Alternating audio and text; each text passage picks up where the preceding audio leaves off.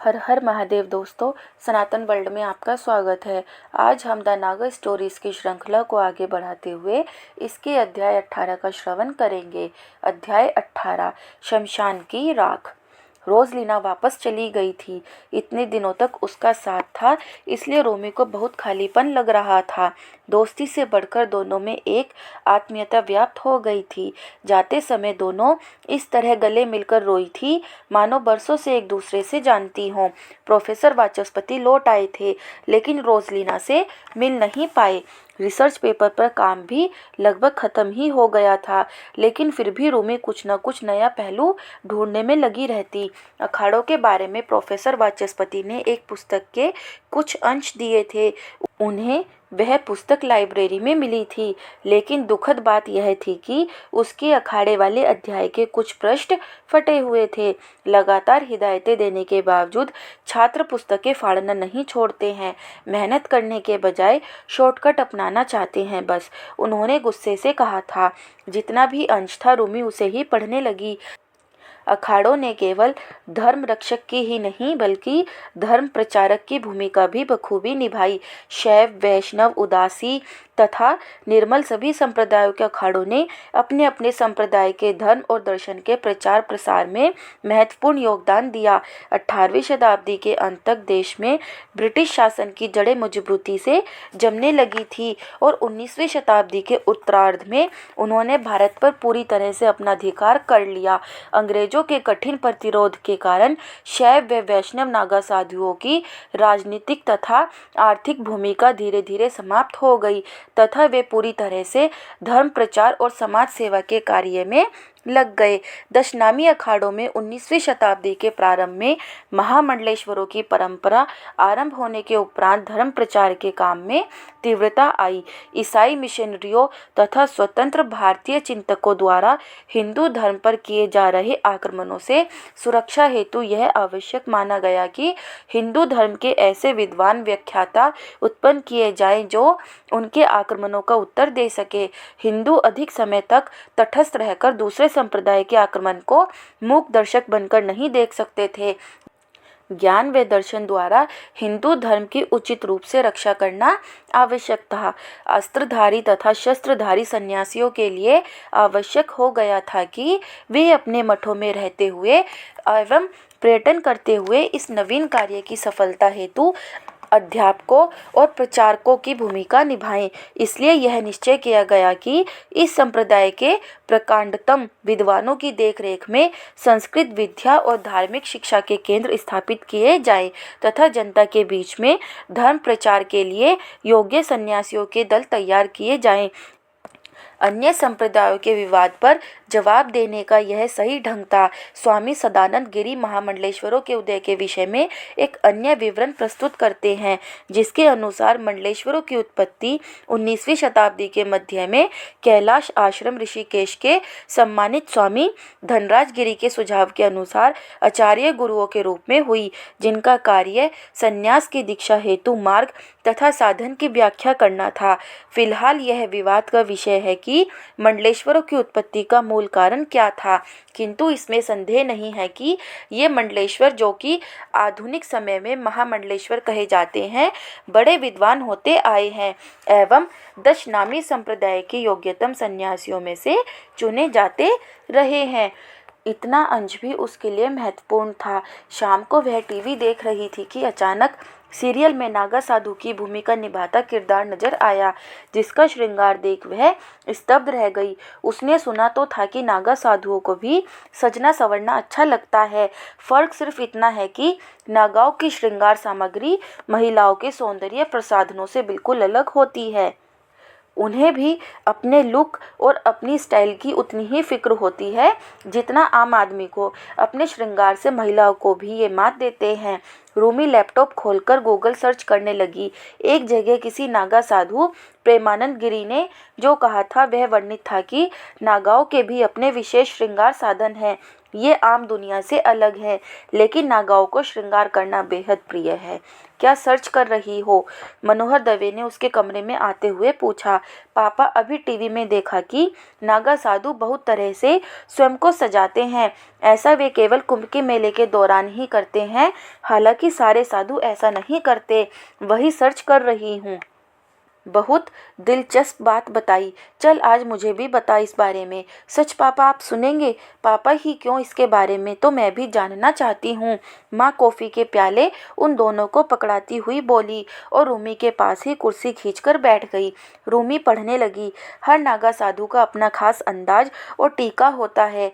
कई लोग आचरण से उग्र भी होते हैं, लेकिन 17 प्रकार के श्रृंगार किसी भी नागा साधु का अभिन्न अंग होते हैं। यह एक ऐसी चीज़ है जिसका शाही स्नान के लिए जाने से पहले धार्मिक रूप से पालन किया जाता है। नागा पहले खुद को सजाते हैं, फिर वे अपने संबंधित देवताओं और गुरुओं से प्रार्थना करते हैं और फिर वे शाही स्नान के लिए जाते हैं। 17 श्रृंगारों में से एक लंगोट, राख, चंदन, लोहे या चांदी की चूड़ियाँ, जिन्हें कड़ा भी कहा जाता है, फूलों की माला और रुद्राक्ष की माला, जिसे एक शुभ इकाई माना जाता है, पहनते हैं। वे अन्य आभूषणों के रूप में एक डमरू, चिमटा और एक बर्तन या कमंडल भी रखते हैं। नागाओं का दावा है लोग शुद्धिकरण के लिए पवित्र गंगा में डुबकी लगाते हैं, लेकिन उनके लिए डुबकी लगाने से पहले यह शुद्धिकरण है। विद्वानों का दावा है नागा दिल के शुद्ध होते हैं और स्वभाव से काफ़ी सरल होते हैं। वे अपने अखाड़े में खेलते रहते हैं और यह उनकी मांद की तरह है, जहाँ वे पर्यावरण को जीवंत बनाते हैं। खुद को सजाने और शाही स्नान के लिए जाने से पहले नागा पूरी रात जागते हैं और भगवान शिव से प्रार्थना करते हैं। वे संबंधित अखाड़े के देवता से भी प्रार्थना करते हैं। उनके अनुसार श्रृंगार के प्रत्येक तत्व की शारीरिक, ज्योतिषीय और यौगिक व्याख्या होती है। तिलक विशिष्ट अखाड़े के आधिकारिक देवता का प्रतिनिधित्व करता है। यदि आह्वान अखाड़े के लिए यह गणेश का प्रतीक है, तो जूना के लिए यह महाराज दत्तात्रेय का है। टीका और उसकी स्थिति भी प्रतीकात्मक है। ऐसा दावा किया जाता है कि इसका माथे के मध्य में बाहों के बीच में होना प्रासंगिक है, क्योंकि यह शरीर के आज्ञा चक्र का बिंदु है।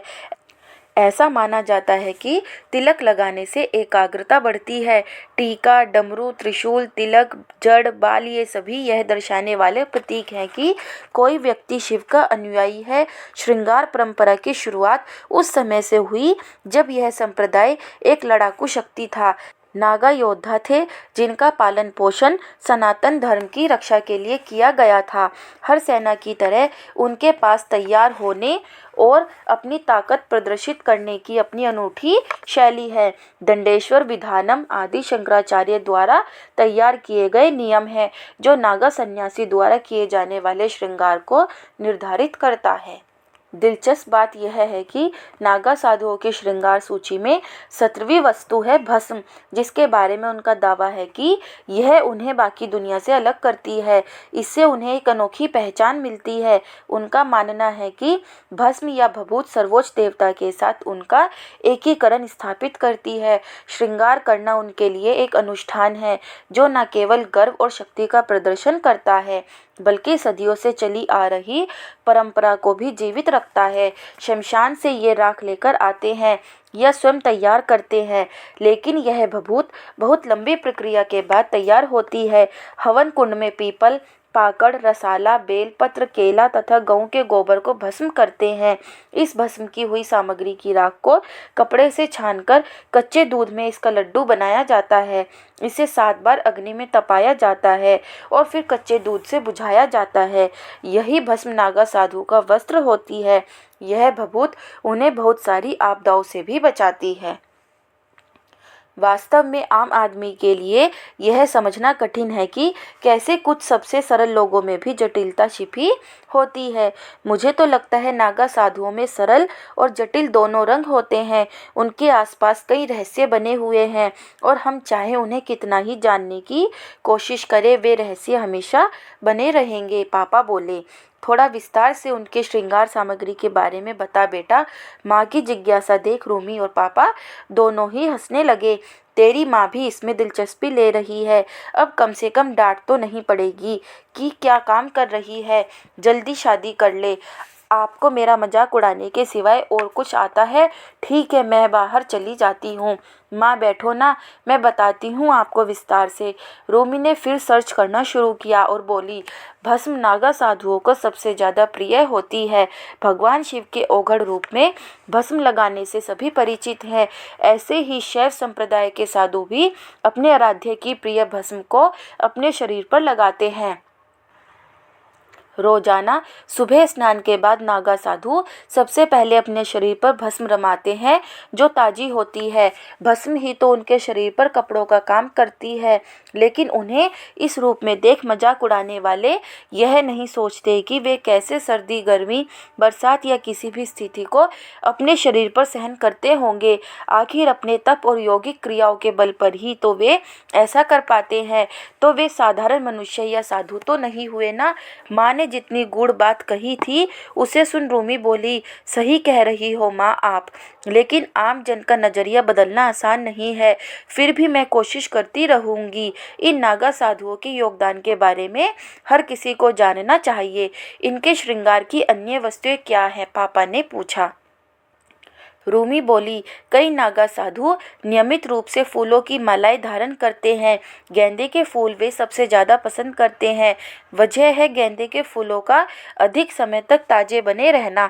नागा साधु गले में, हाथों पर और विशेष तौर से अपनी जटाओं में फूल लगाते हैं। तिलक चूंकि उनकी पहचान और शक्ति दोनों का प्रतीक है, इसलिए नागा साधु सबसे ज़्यादा ध्यान अपने तिलक पर देते हैं।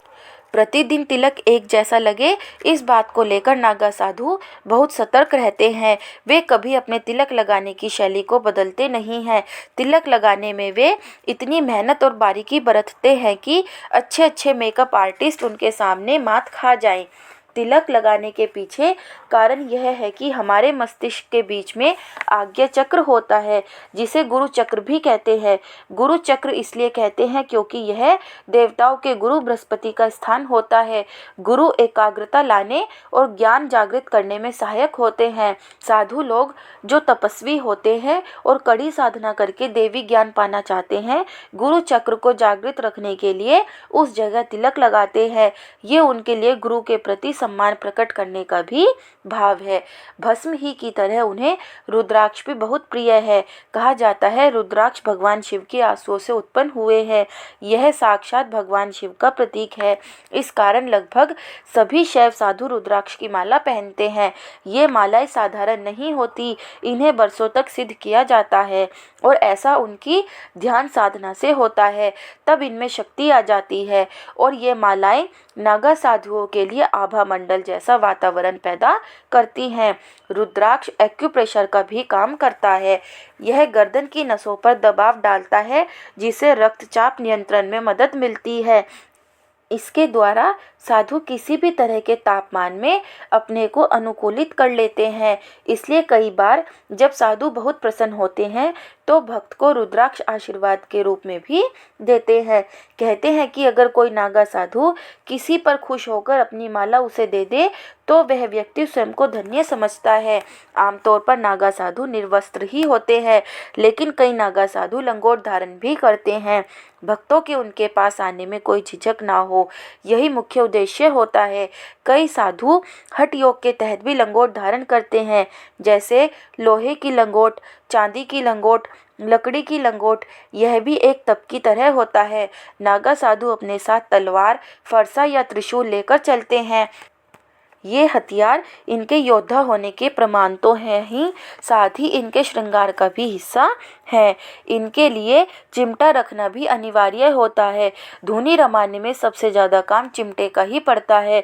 चिमटा हथियार भी है और औजार भी। यह इनके व्यक्तित्व का एक अहम हिस्सा होता है।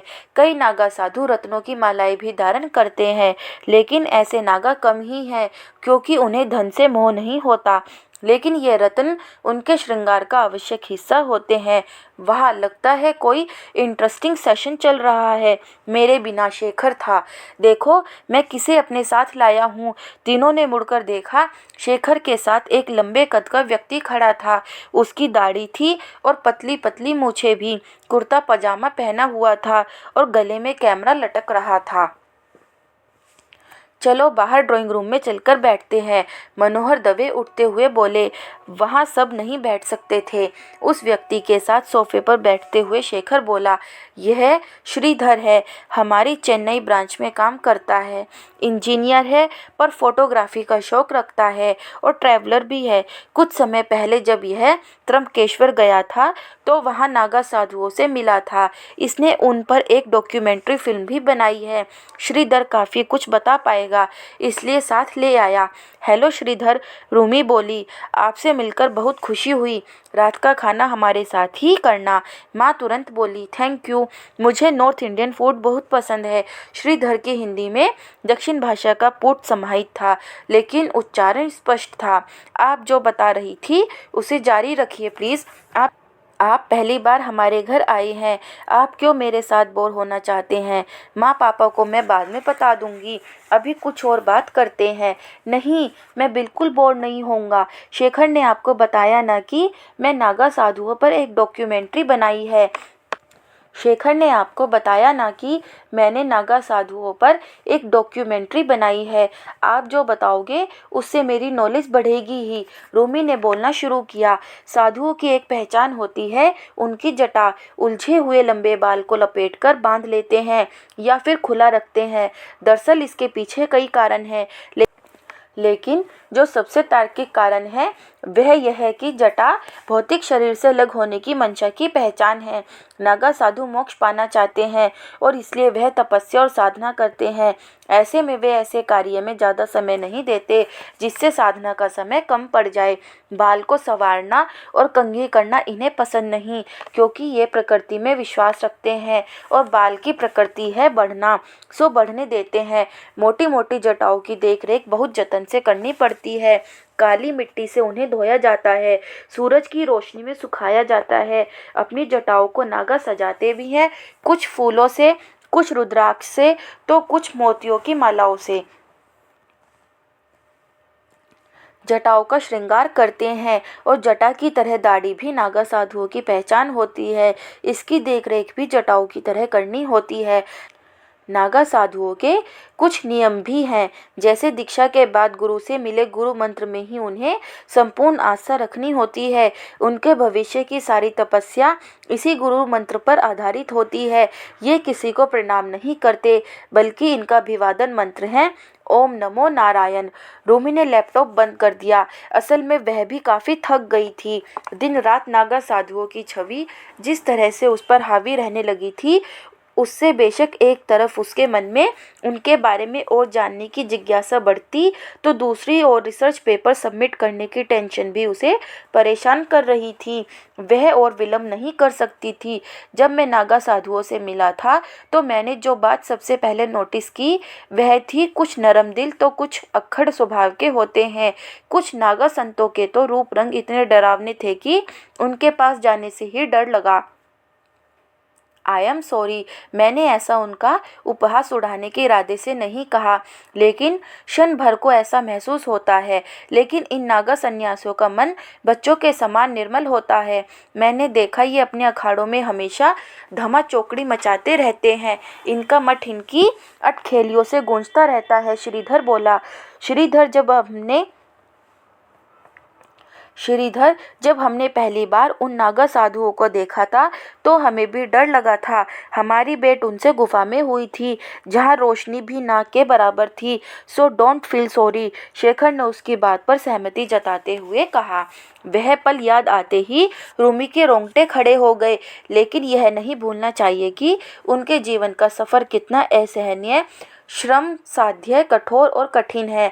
आज के समय में जब सब एक आरामदायक और सुख सुविधाओं से युक्त जिंदगी जीना चाहते हैं, किसी भी सांसारिक व्यक्ति के लिए भौतिक सुखों को त्याग कर नागा साधु बनना लगभग असंभव है।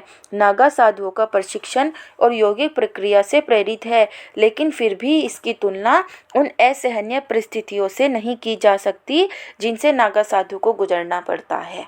उसे गहन सोच में देखकर शेखर ने उसके कंधे पर हाथ रख दिया। वह समझ सकता है कि जो विषय उसने लिखने के लिए चुना है, उसे लिखते समय वह कई बार ऊहापोह से गुजरती है। उसके मन में कई सवाल उठते हैं जिनसे वह परेशान हो जाती है, लेकिन वह जानता है कि उसका यह रिसर्च पेपर नागा साधुओं के प्रति एक नए दृष्टिकोण को जन्म देगा। दोस्तों, अगर आपको यह वीडियो अच्छी लगी हो तो प्लीज़ वीडियो को लाइक और चैनल को सब्सक्राइब करें और कमेंट में हर हर महादेव लिखना ना भूलें। हर हर महादेव।